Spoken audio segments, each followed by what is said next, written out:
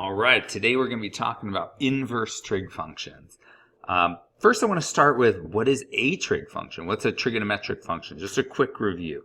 The idea is if you know one of the acute angles in a right triangle, oh, I didn't put right triangle in here, then what you know is that this 20-degree right triangle, and you can even figure out that the other one's 70, but if you know 20-degree and right angle, then by our AA similarity, that's similar to every single other right triangle 20-degree angle there. So in other words, you know its shape, right? You know how big one side is compared to another. No matter how large you make that triangle or how small, it's always going to look the same. It's the same shape. You just don't know its size. But what a trig function is, it says, okay, well, if this is always the same size, then the ratio of these two sides here is going to be the same whether I have a large version of this triangle or a small version of this triangle.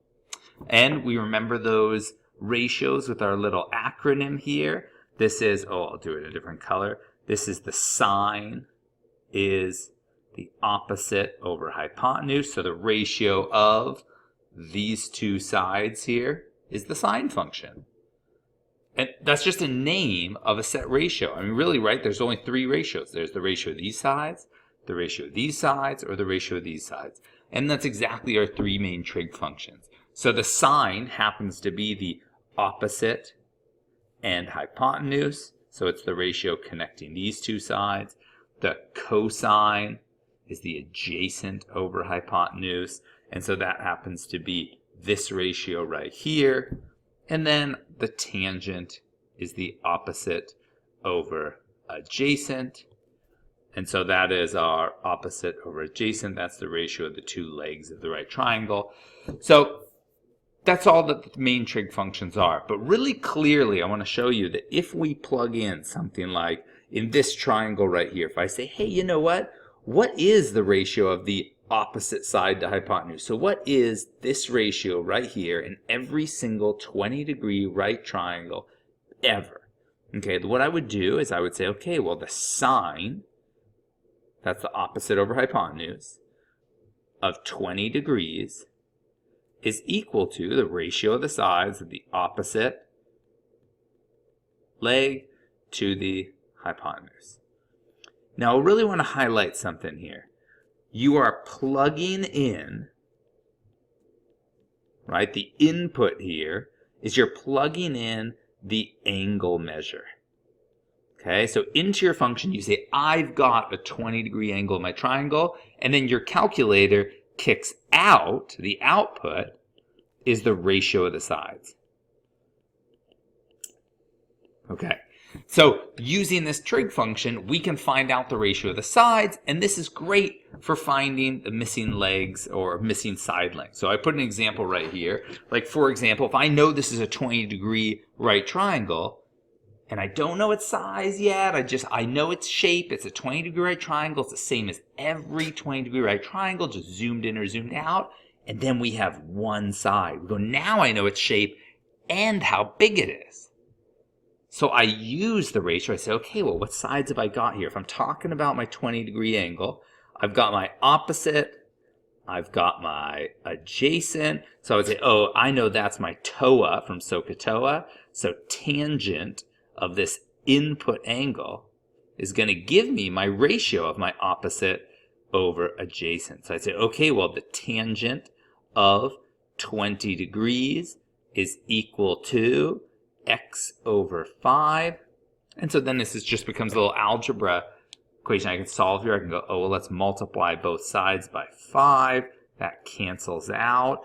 And we're back to x equals 5 times the tangent of 20. And I can just go over to my calculator and find out what is the tangent of 20.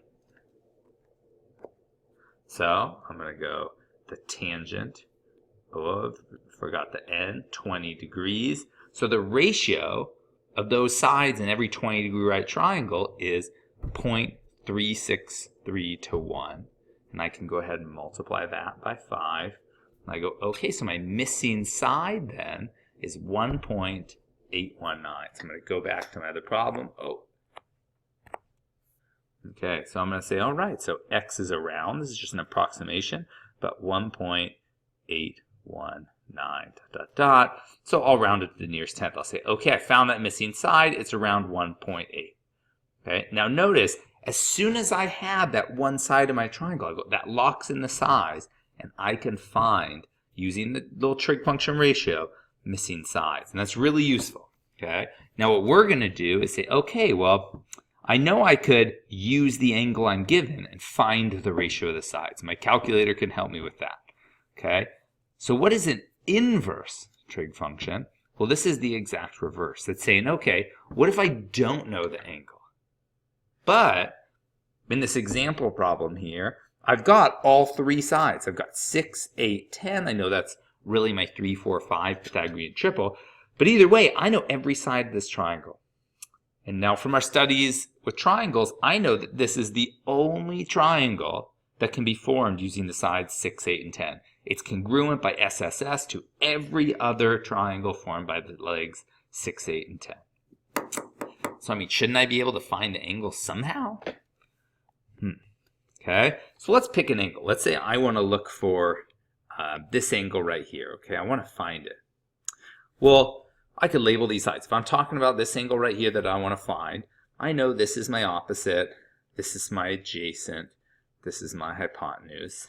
Okay, so for example, if I'm talking about this angle and I said, oh, what's the tangent to that angle? Well, I know the tangent of this angle, and I don't know what the angle is, but I know the tangent is the ratio of the opposite over adjacent. So I know the tangent of this angle is equal to 6 over 8. So I know the ratio of the opposite over adjacent sides is 3/4 or 0.75, right? So if I know what the output, if I know what the ratio is, I mean, shouldn't I be able to say what angle creates that, right? Like, I mean, do I just guess and check? I mean, I could go to my calculator and I could say, okay, well, like, I want to get out of my tangent. Like, I don't know, let's just do tangent of 30 degrees, picking one randomly, okay? So that's, oh, I got to maybe go something bigger. Let's try tangent of 40 degrees, okay? Oh, that's a little too big, okay? So maybe tangent of 37 degrees. I mean, what am I going to do? Am I going to keep, wow, that was really close. Am I just going to keep going, okay, well, maybe it's 36.5. Maybe it's 36.8, and narrowing it down with guess and check? That's a really inefficient method, but you could do that. But what we have is its inverse function. So if I know the output, instead, what an inverse trig function is it's a function that takes in the ratio and tells you, so the output is what angle forms that ratio. Okay, so think about that. What an inverse function is in general, right, is something that undoes another function.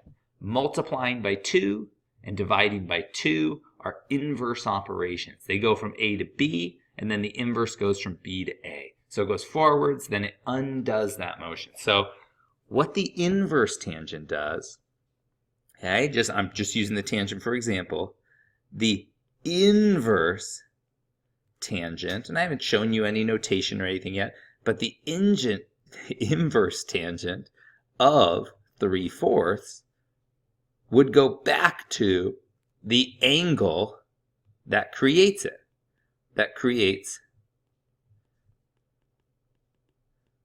this ratio. So the input here is the ratio of the sides. So you're plugging in this known ratio. I have the two sides are 6 and 8, and I want to know what angle creates it. So I plug in the ratio of the sides, and the output here is the measure of the angle, right, that forms that. Now, just to go back up here, in our original trig functions, we're plugging in the input as the angle measure. So we say, I know I have 20 degrees. What's the ratio of the sides? And out comes the ratio of the sides. So our inverse function, we plug in this ratio and go backwards and get the angle measure. Okay, so let's figure it out. Now, I'm going to make a note here about notation before we go any further. There's multiple ways to write the inverse function. We can either write this as, so either use, and I'll talk about the tangent because that was our example up there. We could either use tangent to the -1 of, and then this would be the opposite over adjacent, equals the angle measure. Or we could say the arctan of opposite over adjacent equals the angle measure. Now these two are exactly equivalent. I will arguably say this is better from a mathematician's point of view. It's not ambiguous. It's very clear. We're talking about the inverse tangent. The reason we don't like this top notation, although it's still in common use, especially on your calculator buttons, is because technically if you put 3 to the -1 power, I mean, that is an exponent, and 3 to the -1 power is equal to exactly 1/3. So shouldn't the tangent to the -1 of something like x be equal to 1 over the tangent of x? Well, yes, but also tangent to the -1 is its own function. So that's where we have some ambiguity. So just be comfortable seeing it as there's a -1 power above it, or as the arctan. I will use arctan in these notes. However, on a calculator, it'll often say tangent to the -1. So just know those are exactly the same. So going back up here, I'm going to say, okay, the tan to the -1 of 3/4, or the arctan of 3/4 is equal to, and I'll get the exact same value either way. Let's go back over here. And I was already pretty close, so let's see what we get exactly. Arctan of 3/4, that gives us 36.869. So I'm guessing the 37 was pretty close, but inefficient, especially if you want to be accurate to the nearest hundredth or nearest thousandth. Okay, so 36.869. Okay, so 36.869. The decimal keeps going, so we could round that to 36.9 degrees. Right, and either way, they end up being the same answer. It didn't matter whether you called it tan -1 or arctan. Okay, so let's actually do some problems now. Use a calculator to approximate the measure of angle A to the nearest 1/10 of a degree. Okay, so what we're going to go ahead and do is, and I mean, just to note, we could, right, we could find this side length using Pythagorean theorem. We don't need to, but if you wanted to, you could always find that side. But right now, it's only asking us for angle A. So let's go down here and let's say, okay, if I'm looking for angle A, I know my opposite and my adjacent side. So what I have is I have the tangent of angle A is equal to my opposite over adjacent, so that's 12 over 18. So what I want to do is use the inverse function and say, okay, well, the arctan, or tan to the -1, of my ratio, and get out what angle is that. So what angle gives me that ratio? So I'm going to go back over here, and I'm going to say, okay, so the arctan of 12 over 18 is equal to, and 33.69, okay. So that's 33.69 ... and it asks to round it to the nearest 1/10, so we get 33.7 degrees. Okay. And now notice, once we have angle A, once we have that this is 33.7, we could always find this top angle. We don't need to use the inverse trig. Now we can just say, oh, angle C there, that's 180 minus 90 minus 33.7, because the three angles in a triangle add up to 180. And you can find that other angle. Okay, let's do another one. I'm skipping number 5 there because it's another tangent. I want to mix in some sine and cosine. So find the measure of angle A. Okay, so with regards to angle A, I know that the opposite side and the hypotenuse have a ratio of 5 to 11. So opposite over hypotenuse, remember I go back to my SOHCAHTOA, so that's that's sine, opposite over hypotenuse. So I know that the sine of angle A is equal to the opposite 5 over hypotenuse 11. So that tells me that the arc sine, or inverse sine of, and I plug in the ratio, and my calculator will tell me what angle has that ratio. Okay, so let's go back.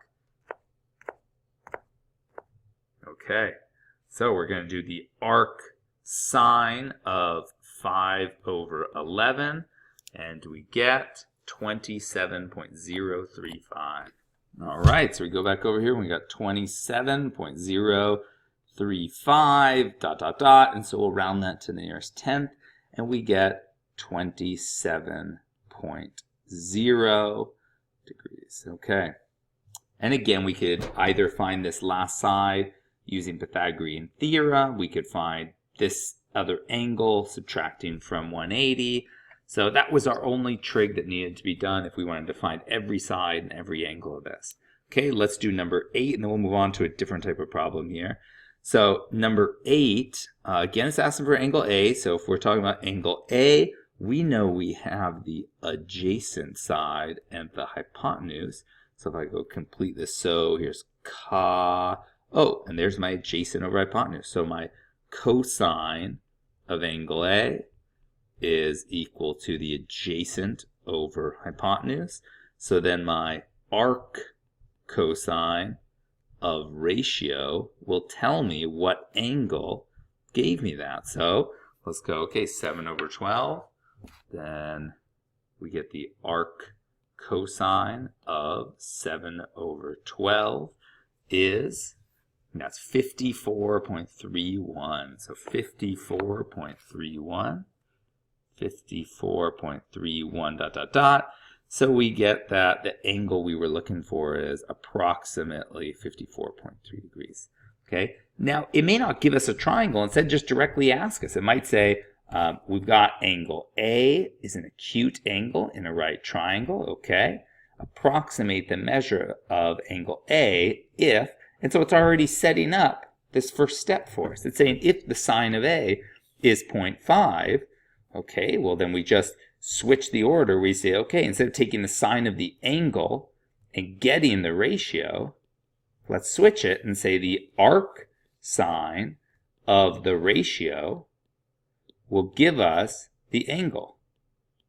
Right? Again, focusing on the angle, the angle being the output and the ratio being the input here. So, arc sine of 0.5.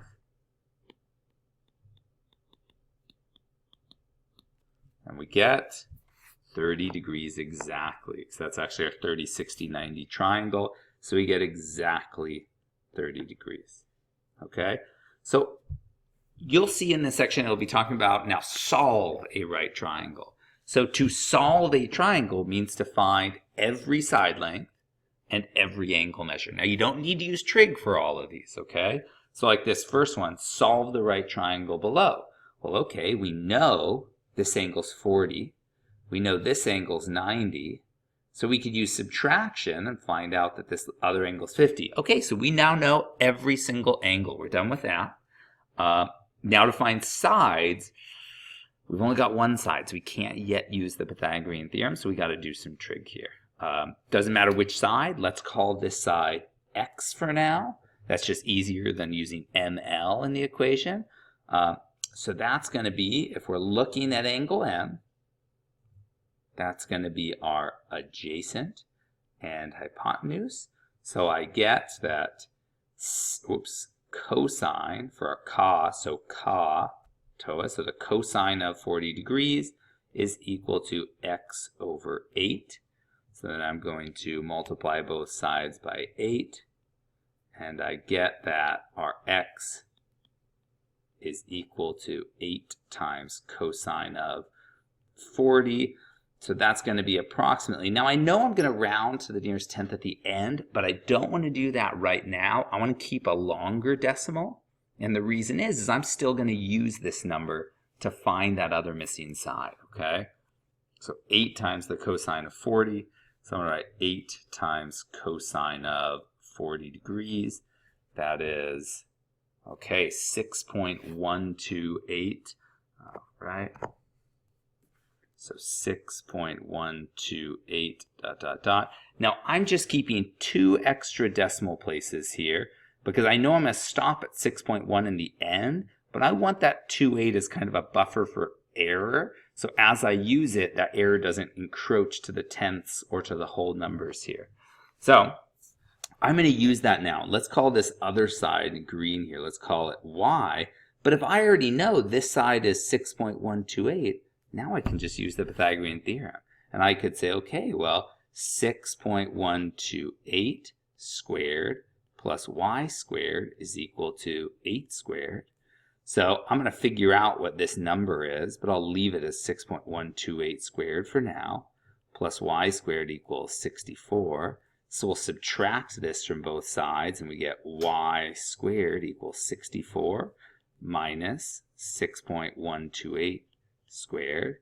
And then we'll take the square root of both sides. So our y is equal to, and again, I'm going to do approximately. So I'm going to go back over here, and I'm going to say, okay, 64 minus that. So I'm going to say 64 minus, and I'm actually going to use our 8 cosine 40. So I'm actually keeping the exact number rather than an approximation. And so we get that is 7.607. 7.607. And now that I'm 100% done with the problem, I'm going to shorten that. And I'm going to say, okay, our missing side ML, which was X, is equal to approximately 6.1. And then KL, which was Y, is approximately equal to 7.6. And I only round there at the end of the problem. The measure of angle K, which was also an unknown at the beginning, was exactly 50 degrees. Those were the only missing things in this triangle. So when it said solve the right triangle, it asks me to find all of the missing pieces. Okay, so that one was using some regular trig. Now let's solve a right triangle using inverse trig. And this will be the last problem we do together. Okay, so solve a right triangle. We're given 2 sides here. All right, so I'm just going to look, what am I missing? Okay, so I'm missing this angle, I'm missing this angle, and I'm missing this side. I have the other 2 sides, and I know the 90-degree angle. Okay, so I'm going to find the side first. Okay, so I know 9 squared plus 12 squared equals that c squared. But you know what? I'm actually going to say, I'm going to reduce this by a scale factor of 3 and say I'm actually really dealing with the triangle 3, 4 question mark. Oh, that's just a 3, 4, 5 triangle. So scaling that back up by 3, I get that this side must be 15. Okay, so I'm already done with the sides. AC is 15. You would have gotten the same thing if you would have used the Pythagorean theorem, just saving some time when you recognize those Pythagorean triples. Okay, so now how are we going to find A or C? Well, I know all of my sides. So if I'm talking about angle, let's use green here. If I'm talking about looking for angle A, okay, well, I know this is my adjacent side. I know this is my opposite side.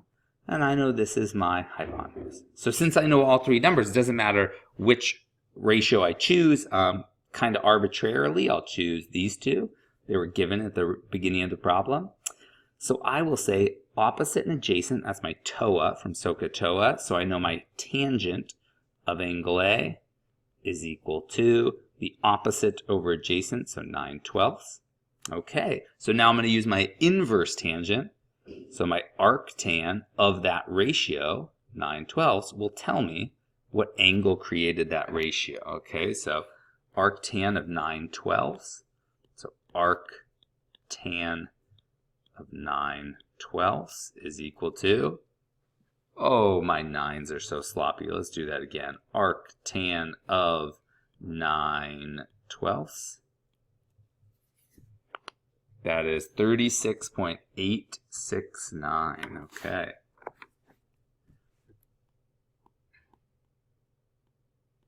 Okay, so again, I'm not going to round it to 1 decimal place yet, although arguably you could.